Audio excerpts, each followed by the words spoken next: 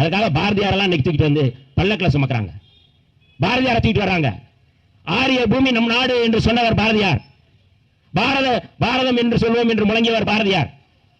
ஆனால் அந்த பாரதியாரை வைத்துக் கொண்டு இங்கே தமிழ் தேசியம் பேசக்கூடிய, போலி தமிழ் தேசியம் பேசக்கூடிய சீமான் போன்றவர்கள் தமிழ்நாடு தமிழ்நாடு என்று சொல்லக்கூடியவர் பாரதியார் என்று சொல்லி இங்கே அதுக்கு சப்ப கட்டுக் கொடுக்கிறார். உன் நாடு யாதெனில் தமிழ்நாடு என்றல் சொன்னது யார்? இளம்பூரணர் சங்க இலக்கியத்திலே. பாரதியாருக்கு முன்பு 1000 ஆண்டுகளுக்கு முன்பு முழங்கியது சங்க இலக்கியத்திலே, தொல்காப்பியத்தில் இருக்கின்றது. பாரதியார் சொல்லவில்லை. தமிழ்நாடு ஒரு கவிதையில சொல்லிட்டா அவர் தான் காரணம் சொல்லிட முடியுமா? நான் சீமானுக்கு வைக்கக்கூடிய கேள்வி, RSS சங் பரிவார கும்பலுக்கு அடிப்படையாக இருந்து கொண்டு திராவிட கருத்தியலுக்கு எதிராக தமிழ் தேசியத்தை முன்வைப்பது என்பது இந்த மக்களுக்கு செய்யக்கூடிய துரோகம். அதில் பாரதியாரை முன்வைத்து விட்டு பாரதியாருடைய கொள்ளுப்பேரனாக அந்த இடத்துல நீங்க முழங்குகிறீர்கள். ஒரு செய்தியை நீங்க சொல்ல மறந்து விட்டீர்கள். அந்த செய்தியை நான் இங்கே சொல்கின்றேன். சூத்திரனுக்கு ஒரு நீதி, தண்டச்சோரனும் பாப்பானுக்கு ஒரு நீதியா என்று கேட்டவன் பாரதி. அந்த பாடலை உனக்கு துணிச்சல் இருந்தால் அந்த RSS மேடையில உன்னால் சொல்ல முடியுமா?